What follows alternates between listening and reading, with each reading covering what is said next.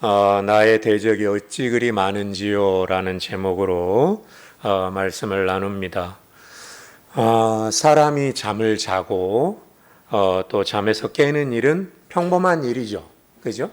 사람이 저녁이 되어서 잠을 자고 아침에 일어난다. 평범한 일입니다. 그러니 자고 깬다라는 이야기가 무슨 설교의 주제가 될 수 있을까라는 생각을 한번 해봅니다. 그런데 현대인들의 삶을 가리켜서 잠 못 드는 사회, 잠 못 드는 사회에 살고 있는 삶이라고 이렇게 합니다. 그래서 실제로 의학 통계를 보면 현대인들 10명 가운데 7명이 불면증과 불안장애에 시달린다라고 말을 합니다. 그럼 왜 잠을 자지 못할까? 왜 잠을 자지 못할까? 침대가 불편해서 잠을 못 자냐? 요즘보다 침대 좋은 때가 어디가 있겠어요, 잠자리가. 그렇죠? 침대가 불편해서 잠을 못 자는가? 그렇지 않죠. 그럼 왜 우리 현대인들이 잠을 못 잘까? 자려고 눈을 감으면 밀려오는 내일의 염려가 있습니다. 잠을 자려고 눈을 감으면 밀려오는 내일에 대한 염려가 있고 현실의 문제들 때문에 잠이 오질 않는 거죠. 이달 말에 돌아오는 카드 대금과 대출 이자는 과연 어떻게 감당할 것인가? 그리고 직장에서 나를 힘들게 하는 사람들을 또 내가 내일 어떻게 봐야 하나? 또 내 건강에 문제가 생기면 우리 가족은 어떻게 되는가? 이런 일련의 문제들. 그래서 인간관계의 상처나 또는 예기치 못한 실패, 또 반복되는 스트레스와 감당하기 어려운 현실들로 인해서 멘탈이 무너질 때가 있습니다. 그런 염려와 걱정으로 인해서 잠자리에 누워도 잠이 오질 않는 거죠. 그렇죠? 혹여 잠을 잤다가도 깨면 다시 잠이 오질 않는 겁니다. 힘이 드는 거죠. 오늘 본문 시편 3편이 그와 같은 상황에서 터져나온 시편입니다. 이 시편의 저자인 다윗은 지금 사방이 꽉 막힌 것 같은 절망의 상황 속에 놓여 있습니다. 근데 놀라운 건 그런 절망적인 상황 가운데 있으면서도 자기가 평안 가운데 자고 일어났다라고 이렇게 이야기하고 있습니다. 그러면 어떻게 그럴 수 있었을까? 무엇이 그렇게 다윗을 만들었을까?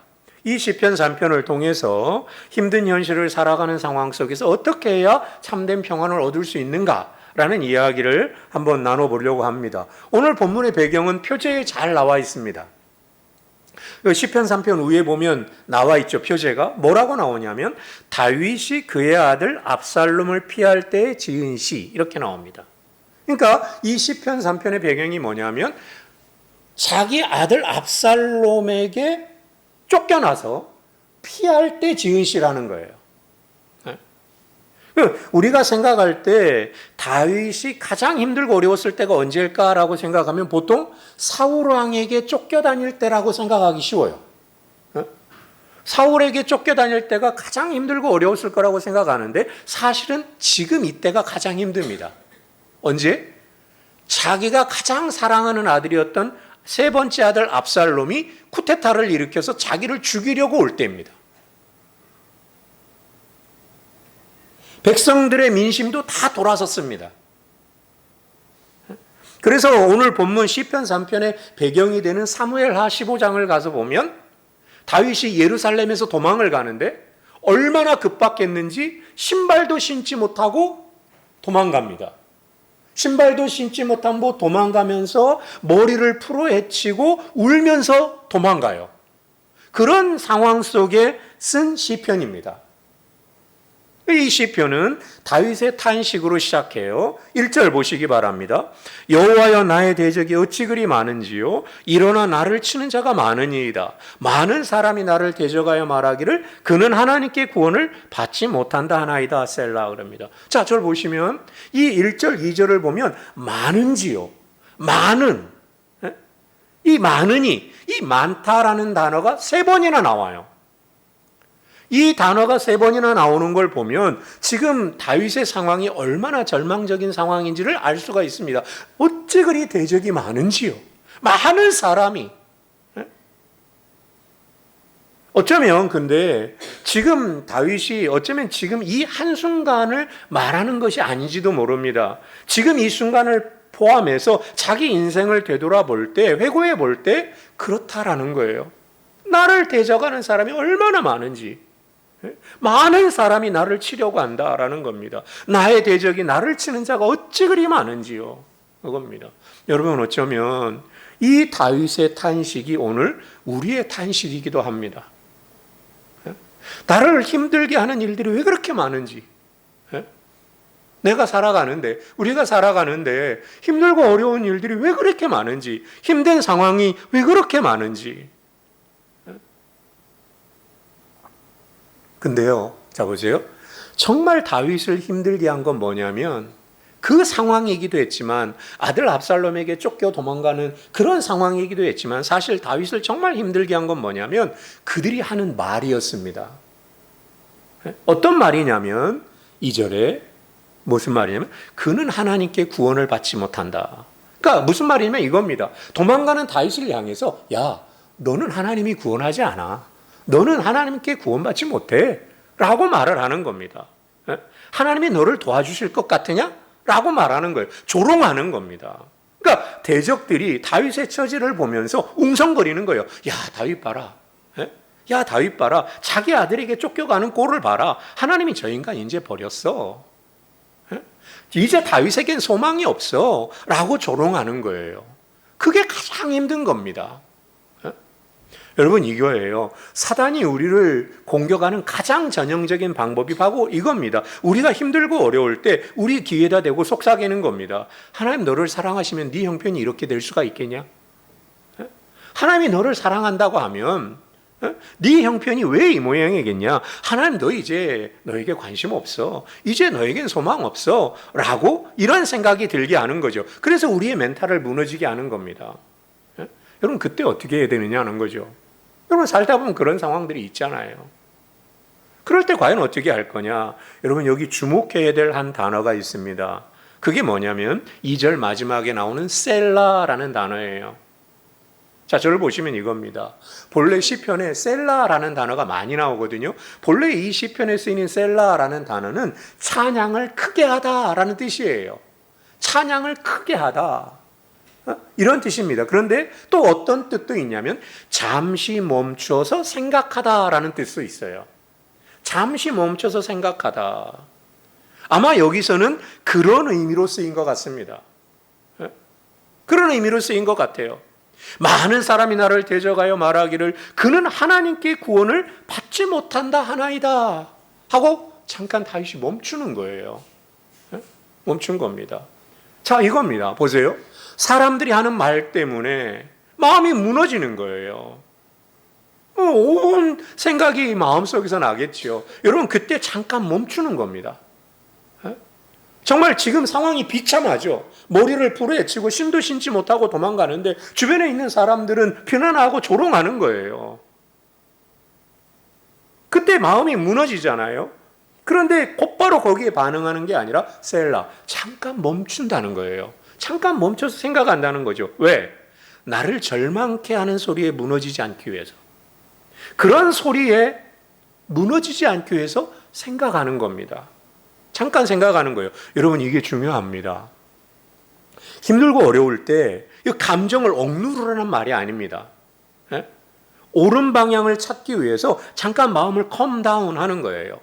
잠깐 멈추는 겁니다. 여러분, 사실 신발도 못 신고 머리 풀어 헤치고 도망가는데 여러분, 마음의 안정을 찾기가 쉽지 않죠. 그렇죠? 쉽지 않습니다. 대적들이 쫓아오고 사방에서 조롱하는 소리가 들려오는 가운데 마음의 평안을 찾는다? 여러분, 그거 쉬운 일 아닙니다. 잠이 오지 않는 거 당연한 거예요. 잠이 오질 않는 거죠. 그렇죠? 여러분, 그런 상황에서 다윗이 어떻게 빠져나오는가? 잠시 마음을 가라앉힙니다. 셀라. 그리고 나서는 3절에서 다윗의 태도가 완전히 바뀌어요. 3절 보시기 바랍니다. 3절, 여호와여 주는 나의 방패시요 나의 영광이시요 나의 머리를 드시는 자신이다 입니다. 자, 절 보시기 바랍니다. 우리나라 성경이 번역이 좀 부족한 부분들이 있어요. 그 중에 하나가 접속사를 번역 안 하는 건데, 우리가 가지고 있는 이 개역 성경에는 번역되지 않았지만 히브리 원문이나 다른 영어 성경이나 번역 성경을 보면 3절 앞에 그러나라는 단어가 들어가 있습니다. 그러니까 정확하게 번역하면 이런 거예요. 사방이 나를 죽이려는 대적들로 가득 차 있습니다. 나를 치려는 자가 많습니다. 모두가 나를 조롱하고 비웃습니다. 그러나 이겁니다. 사방이 나를 죽이려는 사람들로 가득 차 있고 나를 치려는 사람이 많고 모두가 하나님이 나를 버렸다고 조롱하고 비웃고 있습니다. 그러나 주님은 나의 방패십니다 라고 나가는 겁니다. 그러나 주님은 나를 애워싸 주시는 나의 방패라는 거예요. 그래서 절망의 순간에 잠깐 마음을 멈춘 다음에 하나님을 바라보는 거예요. 시선의 전환입니다. 하나님을 바라보는 거예요. 여러분, 이게 문제 해결의 시작입니다. 여러분 생각해 보세요. 요즘 나를 괴롭히는 대적이 뭐가 있습니까? 요즘 나를 괴롭히는 문제가 뭐가 있습니까? 그런 상황 속에 내가 그런 억울한 일을 당하고 내가 힘든 일을 당했을 때 나는 과연 가장 먼저 누구를 찾아갑니까? 다윗은 하나님을 바라보는 겁니다. 그 상황에서. 이게 문제 해결의 시작이라는 거예요. 천만인이 나를 애워쌀지라도, 천만인이 나를 애워싸는 그런 상황이더라도 우리의 문제, 모든 문제 해결사 되시는 하나님을 바라본다. 여러분, 시편 42편 5절에 이런 말씀이 있어요. 내 영혼아, 내가 어찌하여 낙심하며 어찌하여 내 속에서 불안해하는가. 그런 상황이 있다는 거예요. 그때 너는 하나님께 소망을 두라. 그가 나타나 도우심으로 말미암아 내가 여전히 찬송하리로다 라고 말하는 겁니다. 자, 다윗이 3절에서 뭐라고 그래요? 여호와여 주는 나의 방패시다 라는 겁니다. 여기도 번역이 하나 빠졌어요. 여호와여 주는 나를 애워싸는 방패이시라는 겁니다. 여러분, 우리가 가지고 있는 보통 방패는 앞만 막아주는 거죠. 근데 3절의 방패는 어떤 거예요? 애워싼 방패다. 사방을 막아준다는 거예요. 하나님은 나를 사방의 적들로부터 막아주는 방패라고 고백하고 있는 겁니다. 그 다음 여호와는 나의 영광이시요. 무슨 말이냐? 내 명예를 회복시켜 주시는 분이라는 겁니다. 그 다음에 뭡니까? 3절 마지막에 여호와는 나의 머리를 드시는 자신이다. 이 말이 무슨 말이에요? 머리를 드시는 자시다. 이 말은 관용적 표현으로 두 가지 의미가 담겨 있습니다. 하나는 슬픔과 두려움에서 벗어나게 한다라는 의미가 있어요. 자, 저를 보시면 이겁니다. 우리가 보통 슬픔을 당하면 고개를 숙이잖아요. 근데 여호와는 나의 머리를 들게 하시는 분이다. 슬픔과 두려움에서 벗어나게 하시는 분이다. 두 번째는 어떤 뜻이 있냐면 사면과 복권이에요. 사면과 복권. 간단합니다. 그러니까 무슨 말이에요? 지금은 패배자처럼 고개를 숙이고 있지만 결국 하나님께서 나를 건지셔서 승리하게 하셔서 나의 억울함을 풀어주시고 당당하게 고개를 들게 할 거라는 겁니다. 하나님이 그런 분이라는 거예요. 다윗에게 그런 확신이 드니까 4절의 고백이 터져 나오는 겁니다. 4절 보시기 바랍니다. 내가 나의 목소리로 여호와께 부르짖으니 그의 성산에서 응답하시는도다. 하나님 앞에 부르짖는 거예요. 그래서 하나님은 나의 방패시고 하나님은 나의 영광이고 하나님은 내 머리를 들게 하시는 분입니다. 내가 그 하나님께 부르짖겠다는 겁니다. 그게 시편이죠. 그때마다 하나님이 응답해 주셨다는 거예요. 그 은혜를 기억하고 또 기도한다는 거죠. 그래서 자, 저 보시면 지금 내가 도망자 신세라 비록 예루살렘 성에서 기도하진 못하지만 하나님의 성막에 나가서 기도하진 못하지만 이 거친 광야라 할지라도 공간을 초월해서 하나님 앞에 부르짖겠다는 것입니다.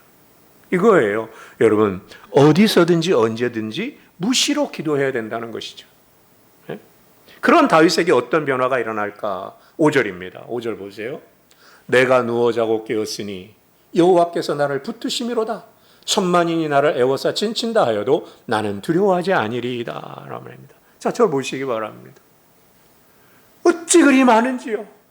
나를 치려는 자가, 나를 힘들게 하는 일들이 어찌 그리 많은지요. 잠이 안 오는 거예요. 그런데 하나님 앞에 고백하고 하나님 앞에 부르짖은 다음에 뭐라고 말하냐면 내가 누워 자고 깨었다라고 말합니다.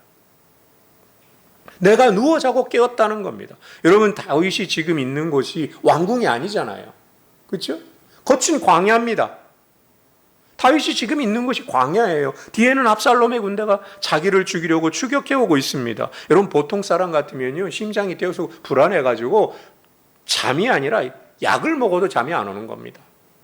그런 상황인 거예요. 그런데 다윗이 뭐라고 그래요? 내가 누워 자고 깨었다. 평안히 잤다라는 겁니다. 상황이 바뀐 것 없어요. 그렇죠? 상황이 바뀐 것 없습니다. 여전히 대적들이 쫓아오고 있어요. 그런데 다윗이 그렇게 잠을 잘 수 있었던 이유가 뭐냐? 하나님이 나를 붙드심이로다. 하나님이 나를 붙들어 주신다라는 것입니다. 하나님이 나를 붙들고 계신다는 확신이 있었기 때문에 졸지도 아니하시고 주무시지도 아니하신 하나님이 나를 지켜주실 것이기 때문에 나는 안심하고 자고 깨었다는 것입니다. 이 믿음이 생기니까 영적인 배짱이 생긴 거예요. 그게 6절이죠. 천만인이 나를 애워싸 진친다 하여도 나는 두려워하지 아니하리라. 그 어마어마한 군사의 숫자보다 하나님이 더 크시다는 거예요. 하나님이 더 크시다. 자, 7절입니다. 7절 보시기 바랍니다. 여호와여 일어나소서 나의 하나님이여 나를 구원하소서 주께서 나의 모든 원수의 뺨을 치시며 악인의 일을 꺾으셨나이다. 구원은 여호와께 있사오니 주의 복을 주의 백성에게 내리소서라고 말합니다. 자, 7절 보면 여호와여 일어나소서라고 말합니다. 자, 저 보시기 바랍니다. 여호와여 일어나소서라는 말은 전쟁 때 쓰는 말이에요. 전쟁 때 쓰는 말입니다. 무슨 말이냐? 전쟁의 주관자이신 하나님이 일어나시면 게임 끝난다는 말이에요. 게임 끝난다는 말입니다. 대적들의 뺨을 치시고 이를 꺾으셨다라는 말은 맹수처럼 달려드는 대적들의 이빨을 뽑으신다는 거예요.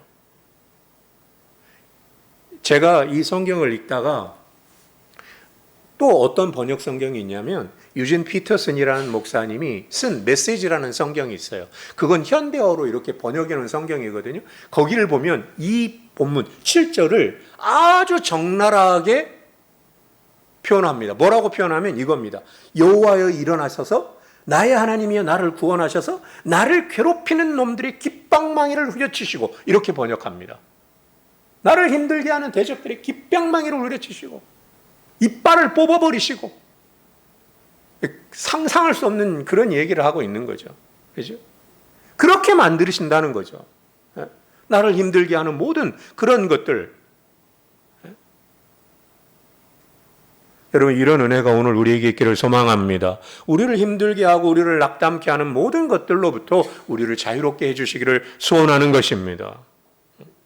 자, 모든 기도의 핵심이 8절에 나옵니다. 8절 구원은 여호와께 있사오니 이겁니다. 자, 저 보시기 바랍니다. 아까 2절에서 뭐라고 대적들이 조롱했습니까? 야, 너는 이제 하나님으로부터 구원 못 받아. 이렇게 말했잖아요, 대적들이. 그렇죠? 2절을 보면 뭐라고 말했냐면 하나님께 구원을 받지 못한다 이렇게 비아냥거리잖아요. 근데 다윗은 뭐라고 그래요? 구원은 하나님께 있다라고 말하는 거죠. 구원은 하나님께 있다. 헛소리하지 말라는 겁니다. 나를 죽이고 살리는 권한이 대적들의 칼에 있는 것도 아니고 원수들이 하는 비방하는 조롱하는 말들에 있는 게 아니라 나를 구원하는 거 죽이고 살리는 권한은 하나님 손에 있다라고 말하는 거죠. 그 하나님께 복 내려달라고 지금 부르짖고 있는 겁니다. 여러분 근데요 오늘 시편 3편을 가만히 묵상하고 읽다 보면 예수님이 보입니다. 예수님이 겟세마네 동산에서 그리고 골고다 언덕길을 올라갈 때 예수님이 모습이 보여요. 어떤 거냐? 사랑하는 제자 중에 하나인 유다가 당신을 배반하잖아요. 그게 팔리잖아요. 그렇죠? 수많은 대적과 종교 지도자들이 예수님을 둘러싸잖아요. 그리고 십자가에 매달렸을 때 로마 군인들이 조롱하잖아요. 네가 만일 하나님의 아들이거든 거기서 내려와 봐라. 저가 남은 구원하였으되 지는 구원 못하네? 라고 비아냥거리잖아요. 근데 사흘 만에 부활하심으로 사망 권세라는 대적의 이빨을 완전히 꺾으신 거죠, 예수님이. 그 당신의 죽으심으로 우리를 지켜주신 분입니다. 그분이 우리의 방패 되어 주신다는 거예요. 그러니 어떤 위기 속에서도 우리는 결코 버림받지 않는 줄 믿습니다. 자, 그러면 오늘 이 시편 3편이 잠 못 드는 현실을 살아간 우리에게 주는 교훈과 적용은 과연 어떤 것들이 있을까? 첫 번째는 뭐냐? 현실의 문제를 정직하게 인정하자라는 겁니다. 여러분 믿음이 좋은 건 현실을 도피하는 것도 아니고요. 괜찮은 척 연기하는 것도 아닙니다. 믿습니다 해가지고 현실을 도피하고 문제가 있는데, 어렵고 힘든데 문제 없는 척하는 게 믿음이 좋은 게 아닙니다. 뭡니까? 힘들고 어려운 상황을 그대로 인정하는 거예요, 하나님 앞에. 오늘 본문 1절에서 그러잖아요. 나의 대적이 어찌 그리 많은지요. 있는 그대로를 인정하는 거예요. 그래서 믿음은 뭐냐? 나의 두려움과 절망적인 현실을 하나님 앞에 그대로 정직하게 쏟아놓는 거예요. 거기서부터 시작되는 겁니다. 그 다음에 두 번째, 오늘 본문이 주는 교훈은 뭐냐면 상황이 아니라 하나님께 시선을 고정시키자라는 겁니다. 여러분, 고난이 찾아올 때 힘든 일에 숫자만 세고 있으면 무너집니다. 이 문제, 저 문제, 또 저 문제. 여러분, 문제의 숫자를 세면 안 돼요. 어찌 그리 많은지요? 많죠. 많습니다. 현실이에요. 그러나 그 탄식에서 그치지 말고 그러나 여호와는 나의 방패시요. 그런 신앙 고백으로 나가는 겁니다. 그래서 상황을 보던 눈을 들어서 하나님을 바라보는 겁니다. 마지막으로 세 번째 주는 교훈은 뭐냐면 그 하나님께 염려를 맡기고 하나님을 신뢰하는 거예요. 상황은 바뀌지 않았어요. 그렇죠? 여전히 대적들은 쫓아오고 있습니다. 근데 그럼에도 하나님이 어떤 분인지를 기억해내서 그 하나님을 신뢰하는 거죠. 내가 누워 자고 깨는 것이 하나님께서 나를 붙드심이니이다. 여러분, 내가 고민한다고 해서 내일의 문제가 해결되지 않아요. 그렇죠? 여러분, 내가 고민한다고 해서 내일의 문제가 해결되지 않습니다. 여러분, 밤은 내가 일하는 시간이 아니라 내가 잠든 사이에 하나님이 일하는 시간이에요. 하나님께 온전히 맡기고 평안의 밤을 누리는 믿음이 우리에게 있기를 바랍니다. 말씀을 마칩니다. 여러 가지 일들로 인해서 잠 못 드는 밤이 있습니다. 그죠? 아까 처음에 말했습니다. 실제 나를 괴롭히는 사람이 있을 수도 있고,